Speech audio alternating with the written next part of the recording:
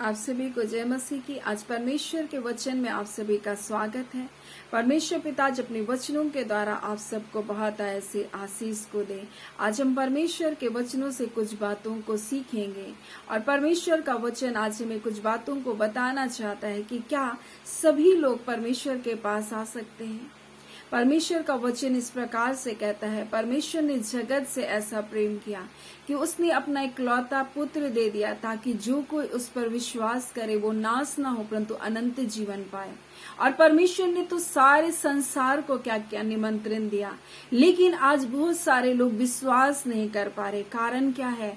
और ये भी परमेश्वर का अनुग्रह है, परमेश्वर का दया है। और परमेश्वर जिस किसी पर दया करेगा, जिस किसी पर अनुग्रह करेगा, वही उसके बेटे यीशु मसीह को स्वीकार कर पाएगा। ये अपनी ताकत से, अपनी बुद्धि से, अपने ज्ञान से कोई भी परमेश्वर को स्वीकार नहीं कर सकता।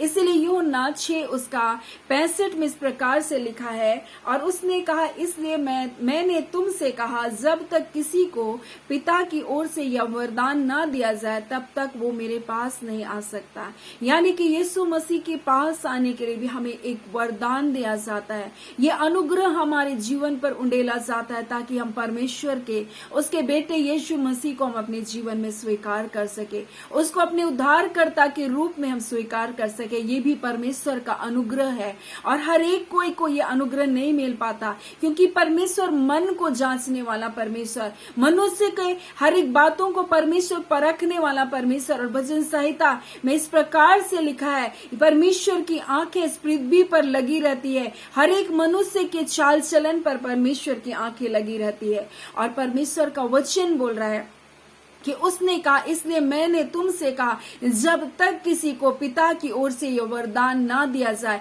तब तक वो मेरे पास नहीं आ सकता।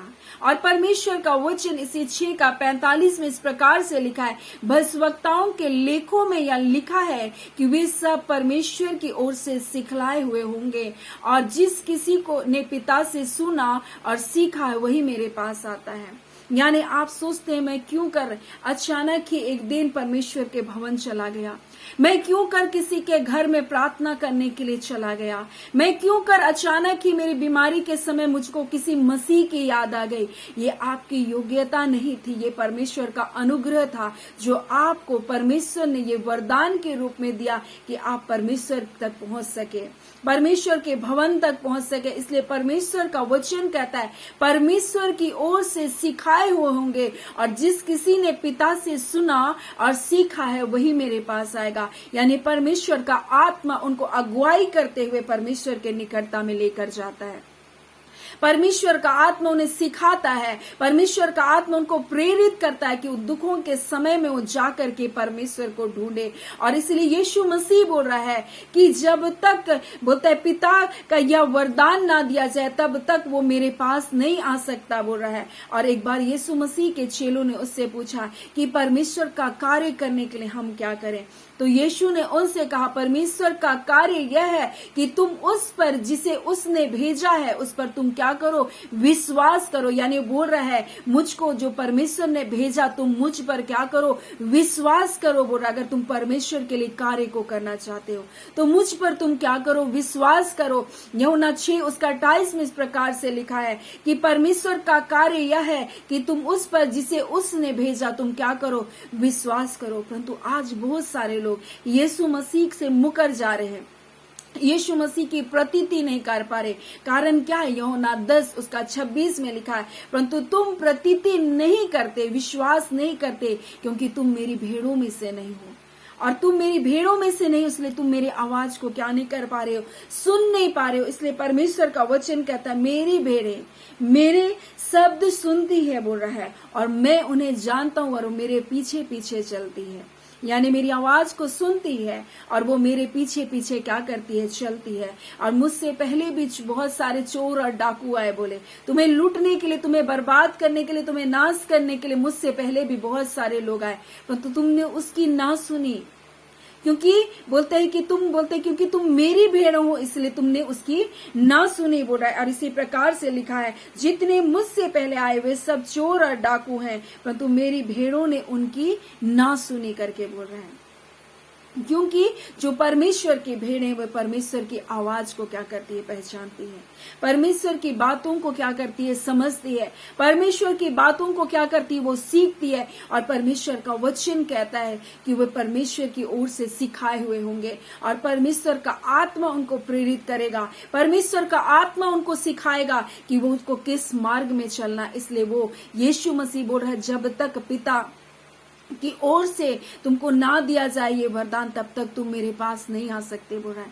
तुम अपनी योग्यता से, अपने बल से कभी भी मेरे पास नहीं आ सकते बोल रहा है। और वो बोल रहा है कि जो मेरे पास आएगा, जिसको पिता मुझको देगा, मैं उनमें से एक को भी नहीं खोऊंगा बोल रहा है। और जो मेरे पास आएगा उनको मैं बोलता है कभी नहीं निकालूंगा बोल रहा है। लिखा है जो कुछ पिता मुझे देता है वह सब मेरे पास आएगा बोल रहा है। और परमेश्वर जिसको आत्मा में अगुवाई करेगा वो सब यीशु मसीह के पास आएंगे। परमेश्वर का वचन कहता है और जाति जाति से और धारा के समान लोग परमेश्वर को ढूंढते हुए उसके पास आएंगे। और क्यों कर ये होगा? क्योंकि परमेश्वर का आत्मा उनको प्रेरित करेगा। परमेश्वर का आत्मा का आवाज को वो सुनेंगे और परमेश्वर का आत्मा उनको सिखाएगा और वो परमेश्वर को ढूंढते हुए परमेश्वर के पास आएंगे। और इसलिए यीशु मसीह बोल रहा, जो कुछ पिता मुझको देता है वह सब मेरे पास आएगा और जो कोई मेरे पास आएगा मैं उसे कभी भी नहीं निकालूंगा बोल रहा है। और यूहन्ना 10 उसका 28 में भी इसी प्रकार से लिखा है, और मैं उन्हें अनंत जीवन देता हूँ और वे कभी नष्ट ना होंगे बोल रहा है।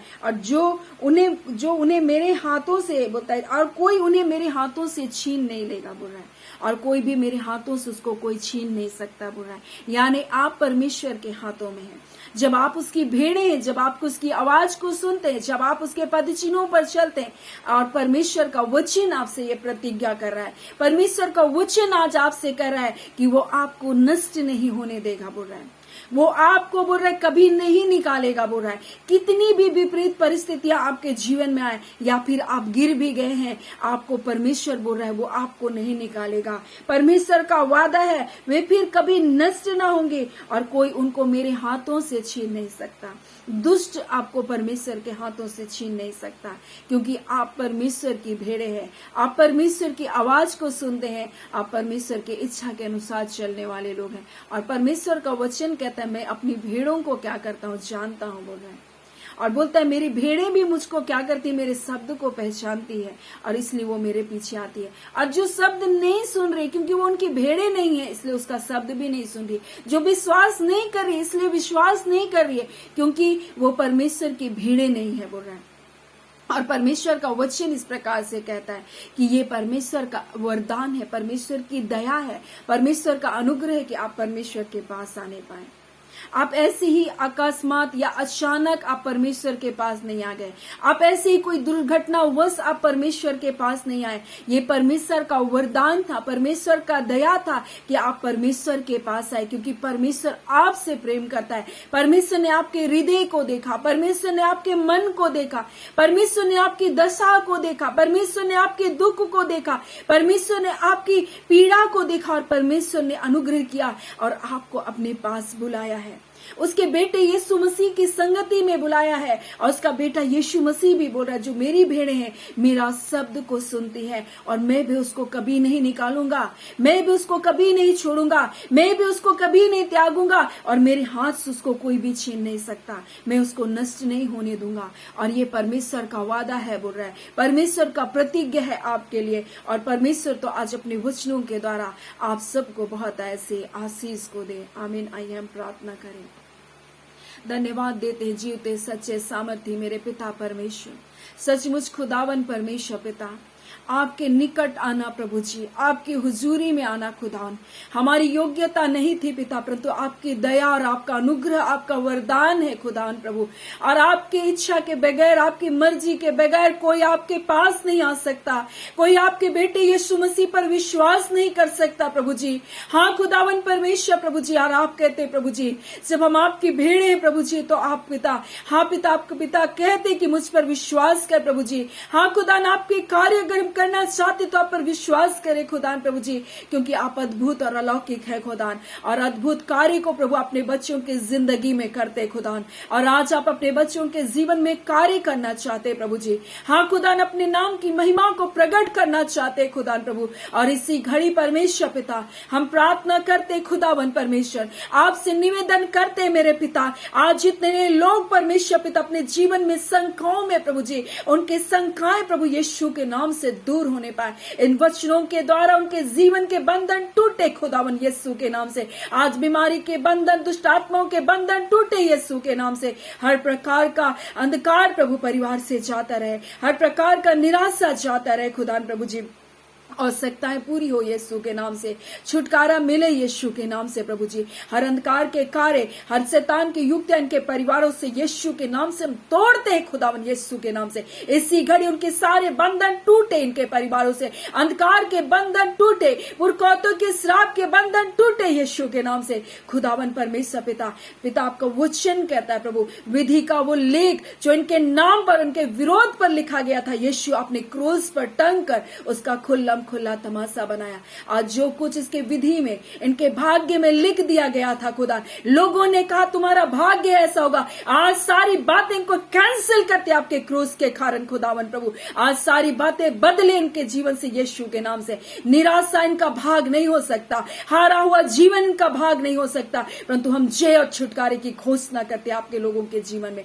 खुदावन परमेश्वर पिता बड़ी आशीष को दे रहे, बड़े छुटकारे को दे रहे प्रभु, आपका धन्यवाद। खुदावन परमेश्वर एक नए दिन की आशीष, जय छुटकारा यीशु के नाम से, आपकी सुरक्षा यीशु के नाम से आपके बच्चों के जीवन में आने पाए पिता। जितने हॉस्पिटलों में है परमेश्वर, इसी घड़ी छू लीजिए प्रभु जी। हर प्रकार का दर्द, हर प्रकार का इन्फेक्शन, हर प्रकार के पेट के इन्फेक्शन, हर दर्द, हर पीड़ा यीशु के नाम से जाता रहे। खुदावन परमेश्वर जो बीमारी में है प्रभु, छू कर चंगा कीजिए। खुदावन परमेश्वर जो पढ़ने लिखने वाले बच्चे, बुद्धि ज्ञान और समझ की आत्मा को दीजिए। अच्छी ऋषि से खुदावन प्रभु जी उनका एडमिशन हो प्रभु, अच्छे कॉलेजों में जाए खुदावन प्रभु, अच्छी शिक्षा को प्राप्त करे खुदावन। जितने इंटरव्यू दे रहे प्रभु जी, वो सफलता को पाए यीशु के नाम से। आपके बच्चे जीवन से बढ़कर जीवन को जीने की हम घोषणा करते प्रभु। आप अद्भुत कार्य करें प्रभु, आपका धन्यवाद। प्रार्थना हम यीशु के नाम से मांगते हैं, दया सुन अनुग्रह से ग्रहण कर लीजिएगा, आमीन।